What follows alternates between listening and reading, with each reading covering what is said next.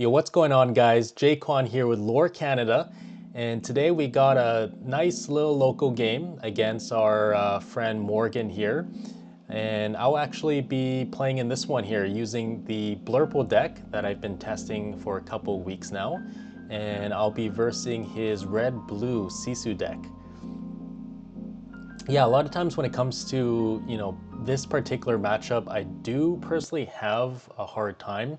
Not too sure if it's like that with all Blurple players, but a lot of times when it comes to this matchup, you want to have a nice curve, Having a curve of being able to go one drop on turn one, a ramp like Azurite C or Tipo on turn two into a goat.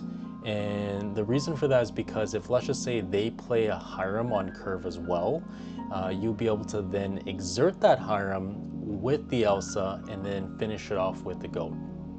So that's one way to stop the red-blue player from snowballing, drawing items turn after turn with Hiram there, because it can get out of hand very, very quickly, especially when playing a deck that doesn't actually use a lot of removal. Because I believe the only removal that we actually have is Hades. We have Let It Go, and just exerting stuff with Elsa and Elsa Shift. So a lot of times when it comes to using Blurple cards, it does challenge more into the board. So it's very important for the Blurple player to keep as much board presence as possible, because once they start taking out your stuff and they start to go wide, it's a very uphill battle from that. Okay, so it does look like the red-blue player does play Hiram on curve. Unfortunately, I would rather see a Grammatala than a Hiram, especially because I don't have too much big things right now that can contest it. Even with the crab in a hand that could come down, that Hiram's still gonna live. And by then also, Hiram would have drawn the opponent 4 cards. Okay, so yeah, it does look like I bounced the Diablo after I quested with it for Fox, and at this point in time, I just want to be able to get as much stats as possible, because again, once I Hiram quests, I want to be able to take that out right away.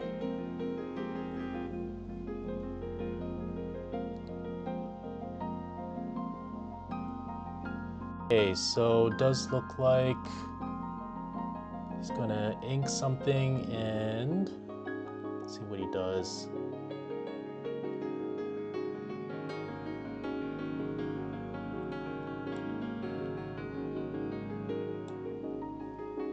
Okay, he's gonna play Popsicle. And oh, a McDuck Manor. That's a lot of pressure for us. Because essentially in this particular situation, I have to choose. Do I want to take out the Hiram or do I want to take out the Manor? And a lot of times when you give players the option, especially when they're under a lot of pressure, stress, let's just say in a set champs, they may not make the most, best decision that would allow them to actually win the game. Because in this case here, the high priority target, in my opinion, is the Hiram. Because again, he has a Popsicle on board already, so that Hiram is going to draw another 2 cards if I let that Hiram live.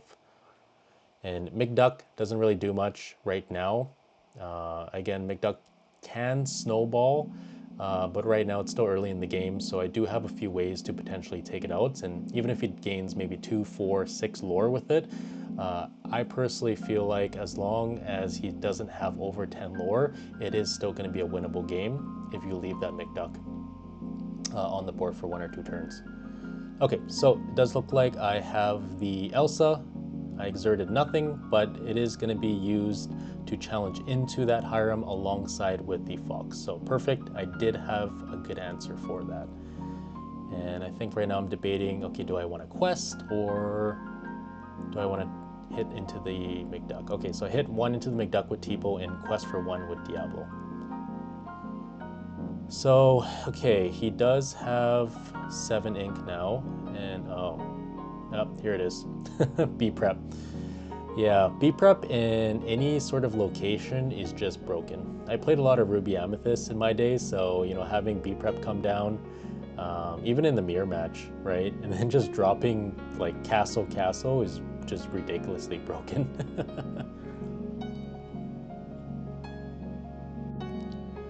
Alright, so let's see what I choose to do right now.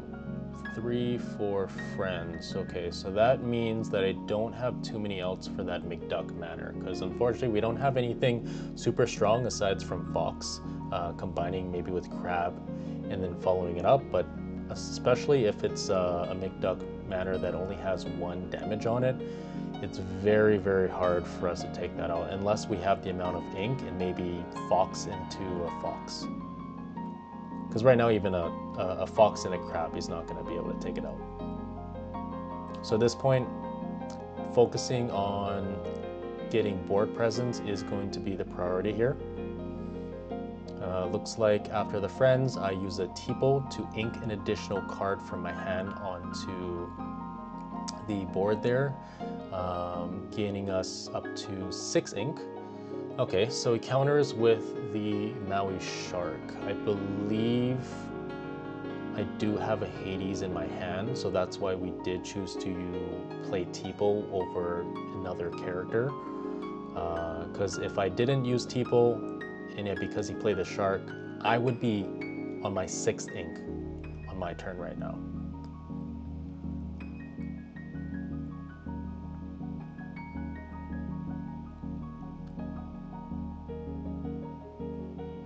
Okay, so I'm going to be inking my own McDuck manner, since generally right now we just want to focus on gaining board presence. Board presence, board presence, board presence, because every single thing that they do is a threat.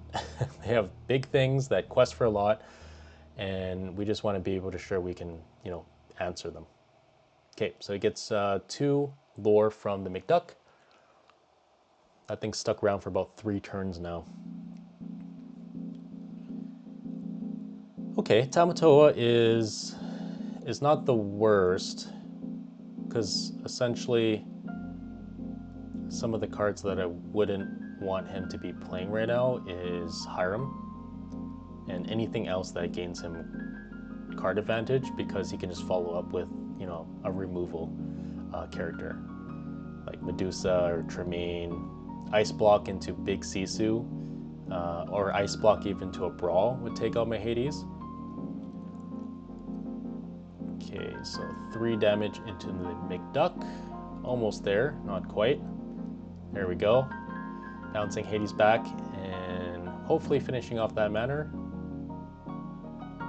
Yes, we do. Okay, perfect.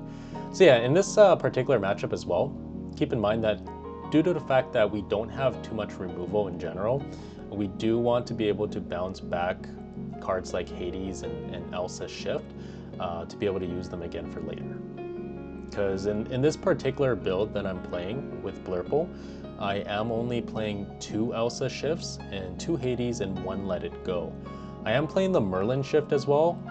I just love that card because that Merlin Shift can also get Let It Go from the deck and then sing it right away. But I've also been using Merlin Shift for other cool interactions as well, like sealing the game by having a McDuck or goats being searched from my deck. And because Merlin Shift doesn't actually specify like a character item, you don't actually have to show your opponent when you're searching, so it is a hidden card. And a lot of times what I also like to do as well is if you shift into that Merlin, you could get a bounce character like Fox or Snake and quest or sing with that Merlin Shift and then bounce it back.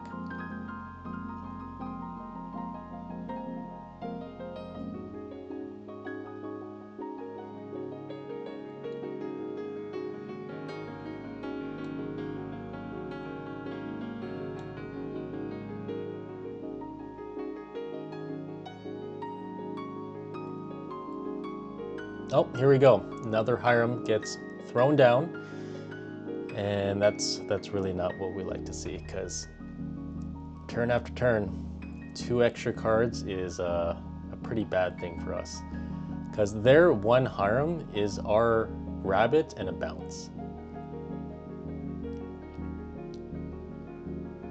In this particular matchup, a lot of the times you do want to prioritize the rabbit over the genie as well. Even genie, questing for 2 is great and all, but just due to the fact that they can just brawl it or big Sisu it and you don't actually get anything after that, can be quite detrimental, especially if you don't have that many cards in your hand to begin with. Whereas at least Rabbit is going to guarantee you 2 cards, right? And you just want to find as much card draw as possible. So I know in a lot of other Blurple players' lists, they like to play 1 Finders Keepers. Especially in this particular matchup, Finders Keepers and Friends can be used when you are foreseeing a B prep about to be coming down and you don't want to go wider into the board. So you can just spend your turn to just draw your cards and you know, just hopefully have some answers in the next turn there after a B prep. Because a lot of times they are going to spend their whole turn B prepping you, and being the fact that we are playing blue and purple, we'll have the options for some of the best locations in the game, like McDuck, Castle, and Library.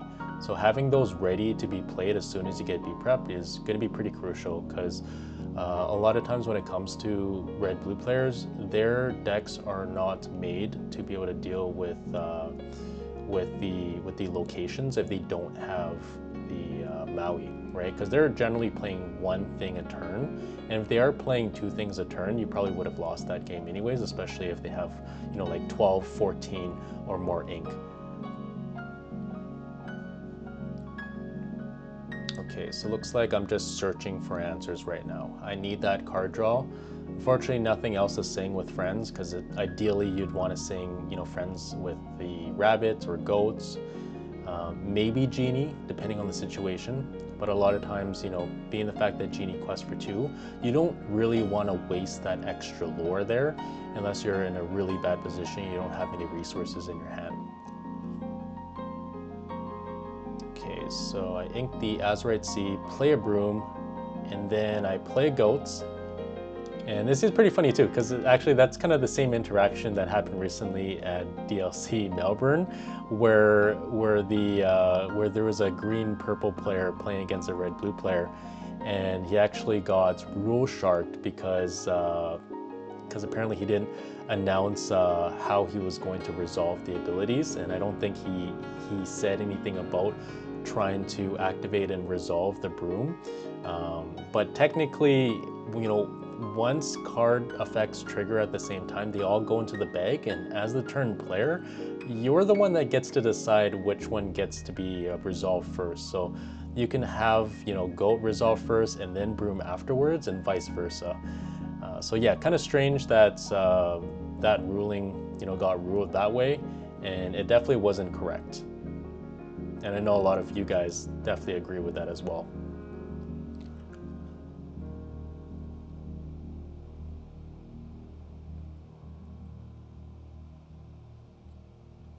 Okay, so it looks like we're sitting at 10 lore to 8 lore with the red-blue player.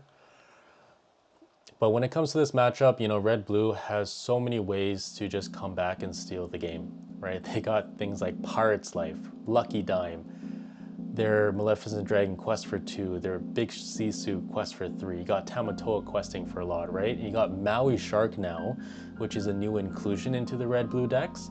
And yeah, Maui Shark doesn't do too much, you know, on its own. It is a little bit slow, but you know, combined in the right situations, it could definitely be a very deadly card, because once a Maui Shark comes down, usually you're not questing or leaving your characters exerted, because he's just going to get a free action from that.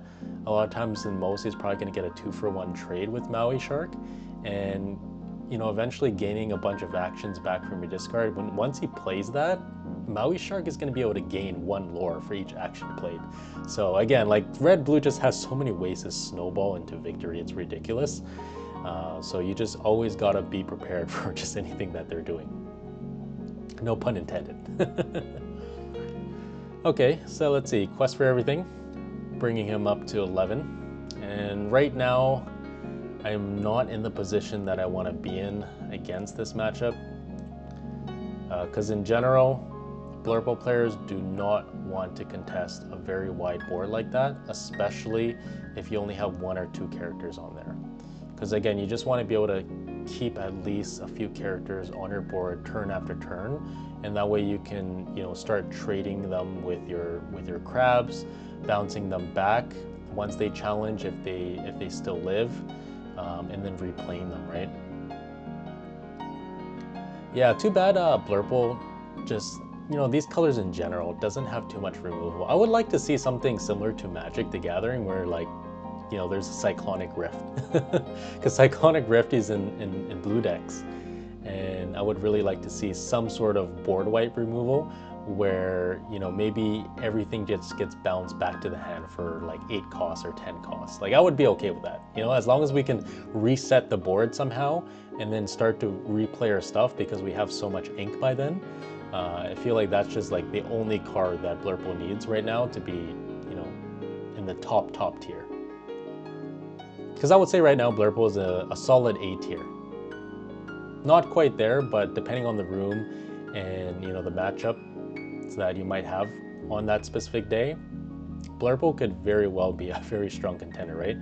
Especially if you're facing down a lot of purple decks. Blurple tends to do very well, right? Like Ruby Amethyst, Green Purple, Purple Steel are all decks that are a little more favored in this particular matchup with using Blurple against them. But yeah, when it comes to this particular matchup with red-blue, well, unfortunately, red-blue does everything that the Blurple deck does, but better.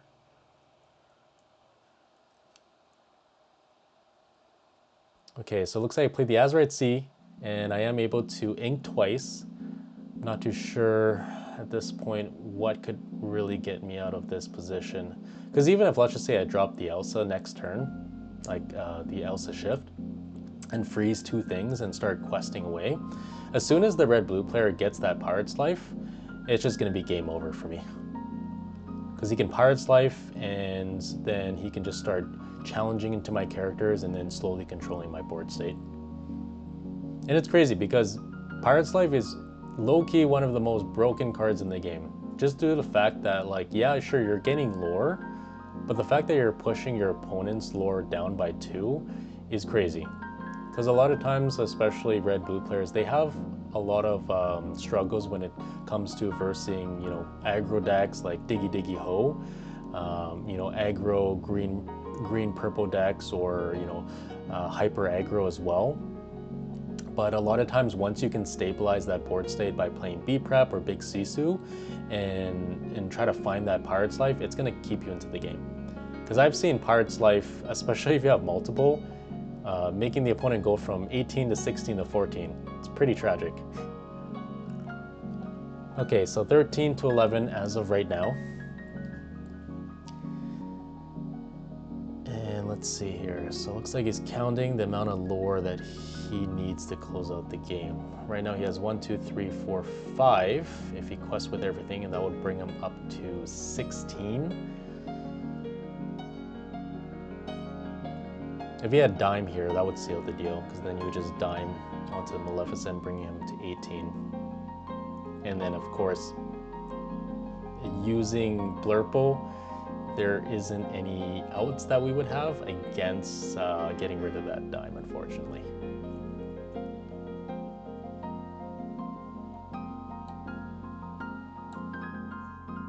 Okay, let's see here. So he plays a Dime. Great. That's not what I want to see there. Dime is especially just going to seal the deal on this one here, because there's really not too much that, again, like we could really do to come back from this. Because even if we start challenging, as long as the red-blue player keeps putting down the characters that are, at least 2 lore, that Dime's just going to gain a lot of advantage. Combine that with Pirate's Life, we're just going to be cooked. But we'll see. Let's see if there is anything that we could possibly do on the following turn to try to at least stay in the game, because we are not that far off. We just need 7 lore. Oh, there's the Maui. I believe, no, the Maui should still be alive. I believe I tell him that just because he did ice block previously. So the Scrooge does only have 4 strength. Yeah, there we go. Let's put back there.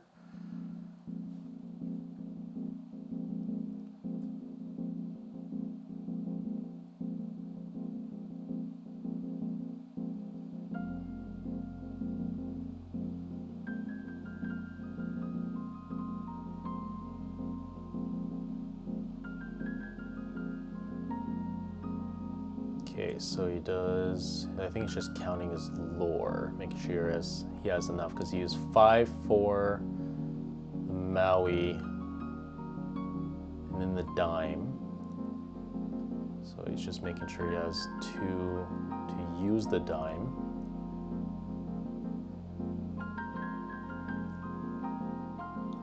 Yeah, in this case here, I think I would need an Elsa or an Elsa shift. Maybe bounce the goats after questing, getting me to 14, and then that might delay the game for one. Oh, no, there's the Pirate's Life. Oh boy. You know, I love Pirate's Life, especially with my Robin Hood deck. Pirate's Life and Robin Hood is just so good. So getting Pirate's Life from a red-blue pair, it just makes me so sad. Yep, and there it is. Couldn't find the outs. Board was too wide, and he had dime on board, so there really wasn't anything that I could do to come back from that one. But yeah, let me know if there's anything that I could have done better in that first game. I was on the draw, but again, like even when it comes to using the Blurple deck, when you're on the draw, you just ramp up to, you know, have your 4 drops come out quicker. But unfortunately, in this case here, red-blue, again, still does everything that we do, but better, because they can also ramp with their Azurite C, Tipo, and their how far I'll go as well, right? Yeah, I think right now I'm also just discussing with, you know, my friend Morgan here. I'm like, is there anything that I could have done better? I wonder if, you know, using that Let It Go would have really changed the state of the game there. Because again, the reason why I used the Let It Go on the small Sisu is because I was trying to forecast a big Sisu coming down, and I feel like if that did come down, he would have just ended the game a lot quicker. But maybe I was just at that point where there just really, you know, not much I could really do, right? All right, so now we're going to be on the play.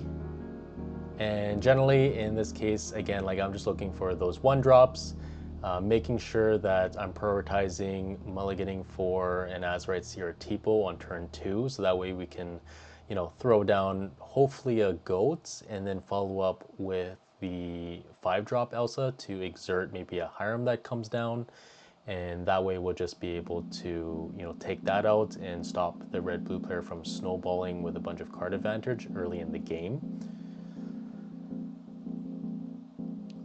But generally in this matchup here, if any of you Blurple players out there, you know, have a better way of mulliganing, any particular tips and advice, definitely, you know, leave it down in the comments below for myself and everyone else who's watching to benefit, if they ever want to give, you know, Blurple a try as well, right? And they're just not too familiar with this matchup.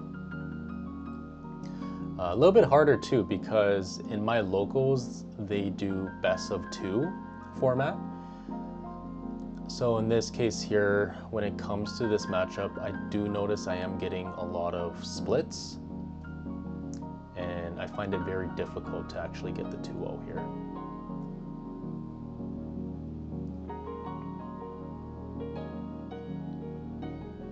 Okay, so I do have the 1-drop, and I inked, I believe it was an Azurite C, so that means I must have drawn another one there, or had a table. A lot of times, you know, again, when it comes to having that turn 2 ramp, if you have another 1-drop, then prioritize the Azurite C, so that way you can follow up with that 1-drop, just get out of your hand there. Otherwise, if you don't prioritize the Tipo, yeah, you are taking 1 card out of your hand, but again, it is important to have that body out, right?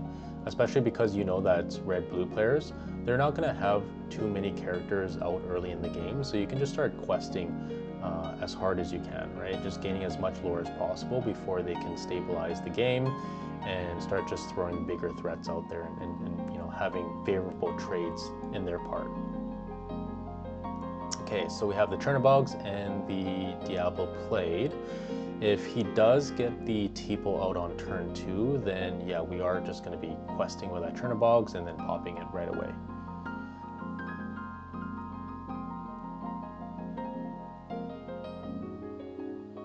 so he inks a Brawl. Yeah, that's definitely not going to be as useful right now, but a lot of times if he does ink the Brawl, that could either mean one of two things, right? Either he has a second Brawl to follow up on my turn, my 4-drop like Genie or Rabbit, or his hand is very bricky and has a lot of things he doesn't want to ink or might be uninkable, and he needs to ink that Brawl. So we'll see. We'll see if he plays a Brawl following up my turn 3 here. And he plays an Azurite Sea. Okay, this is perfect because he does not have a Tipo to challenge into my Chernobog. Therefore, my Chernobog is going to stick around for another turn and gaining us another lore with that. So that's perfect. And follow it with the Rabbits. Yeah, in this case here, again, you just want to be able to find as many draw cards as possible, especially early in the game, right? The more card advantage you have, the better.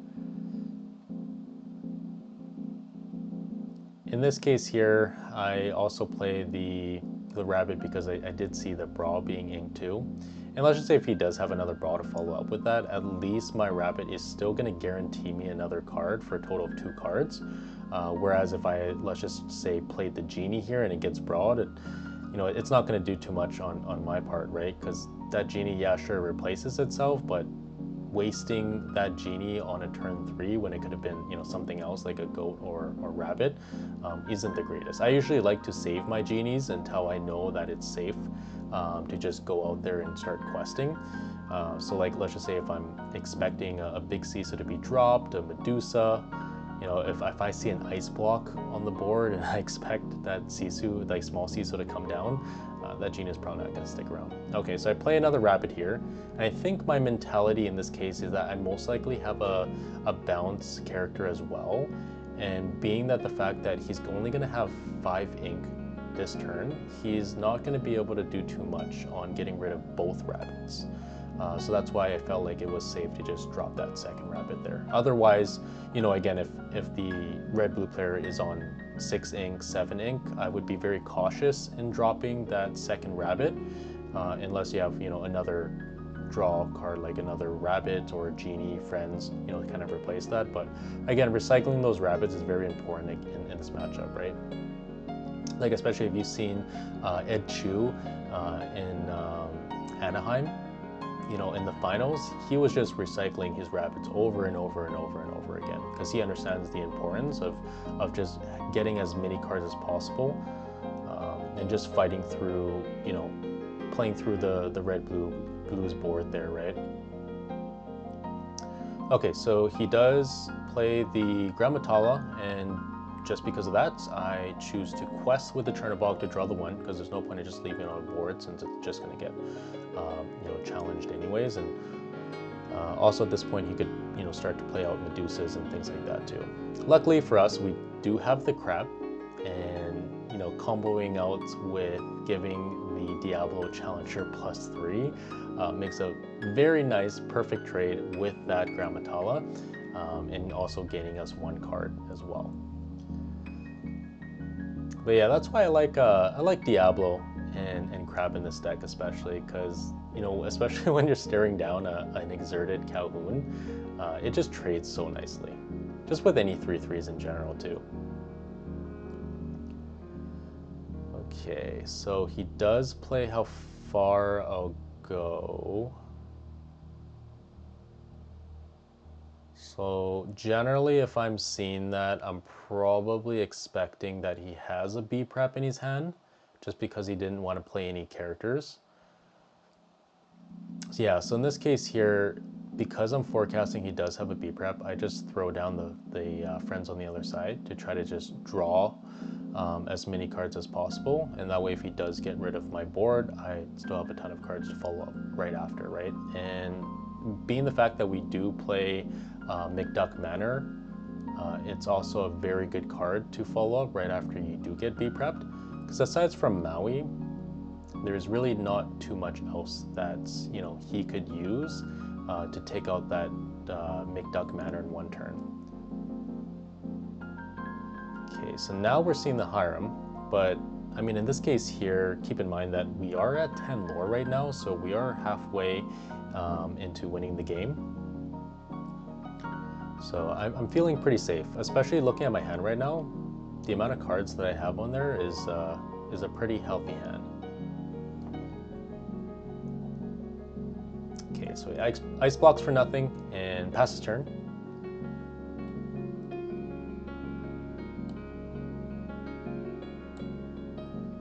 Okay, so let's see. Ooh, perfect. Got the boy Merlin Shift. The only reason why I'm probably playing the Blurple deck actually. Because yeah, like Merlin Shift has a really unique ability is that when it gets shifted out, you can search any single card in your deck and put it into your hand. And the best part is because it doesn't specify what type of card, you don't actually have to show your opponent what it is. And in a lot of the situations, I like the Merlin Shift because you can search things to, you know, solidify the game state and winning. So maybe searching like a McDuck Manor, goats, bounce characters. It also has a 3/7 body, so it's definitely nothing to scoff at as well, right? Because that will cleanly trade with his Grammatala in this case too. And yeah, and a lot of times you can search a Let It Go and sing it right away. So just another form of removal that, you know, Merlin Shift has. It's just very versatile in general. Like in previous lists, I was testing 2 Merlin Shifts just because I wanted more interactions with it, just to see how much it actually came up in different situations, right? And I believe for this particular locals game, I was only playing 1 Merlin. I figured, you know, having 2 Merlin, again, like you only get the ability when you shift it on, and it depends on your ratios too, right? Like I've changed my ratios for the Blurple deck quite a bit. So if I'm playing like 4 crabs and, you know, maxing out on those rabbits as well and goats, that's essentially 12 targets that you have to be able to, you know, shift onto. Okay, so unfortunately, it looks like our Merlin Shift does get outed right away by a Maleficent Dragon. But at this point in time, you know, he spent the whole turn on the Maleficent Dragon, and he's gonna start to trade into my things just to kind of slow me down, because there is still a chance that he could actually come back up in lore, right? Because he just needs to stabilize my board, find Pirate's Life, start removing my things, and eventually he's just gonna be able to catch up pretty quickly, right? But we'll see. We'll see if he has enough cards to really just, you know, flip the table with this one. Because really, all I'm looking for at this point is goat. I'm looking for bounce cards and just anything that is going to be able to stick to the board as well. So let's see what I do here.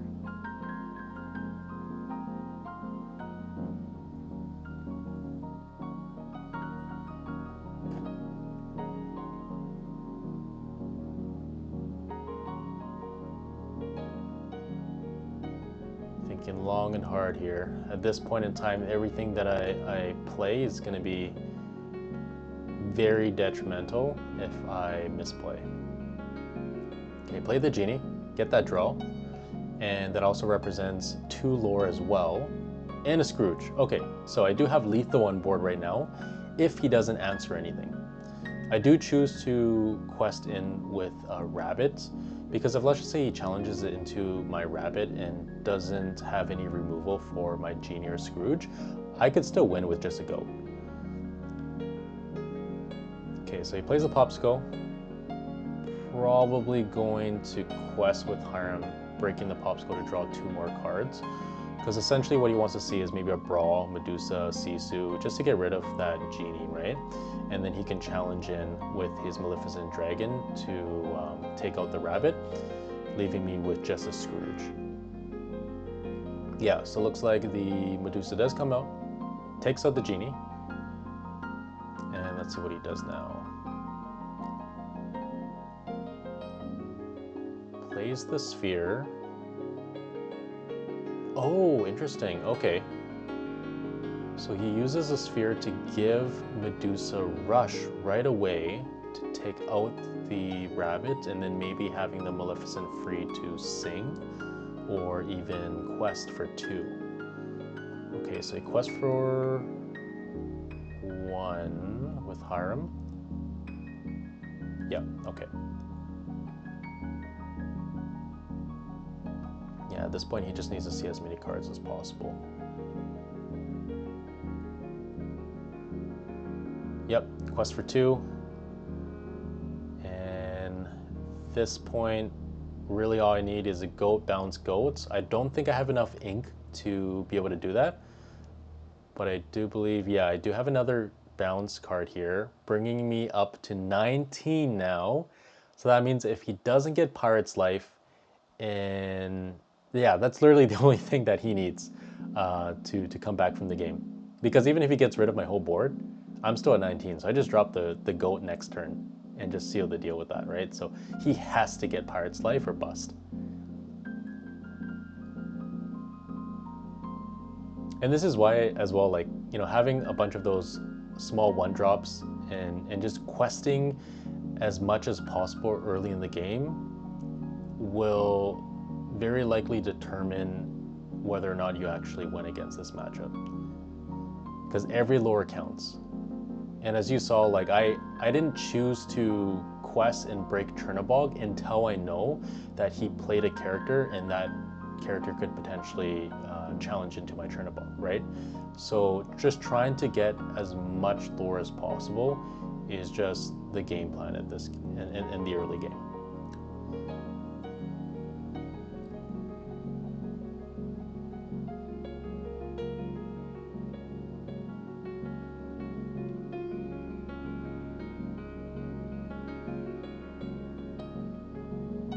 Yeah, in this case, he needs another item. That way he can get 2 more cards with Hiram. And hopefully maybe get like a How Far I'll Go or Azurite Sea, Visions, just more things to cycle through his deck to try to find that Pirate's Life.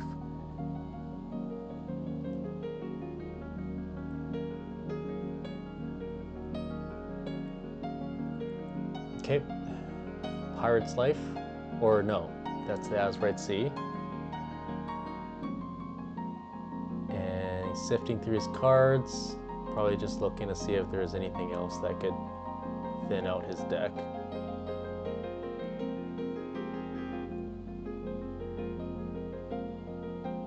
Doesn't look like it. I think we got this in the bag with the game 2 here.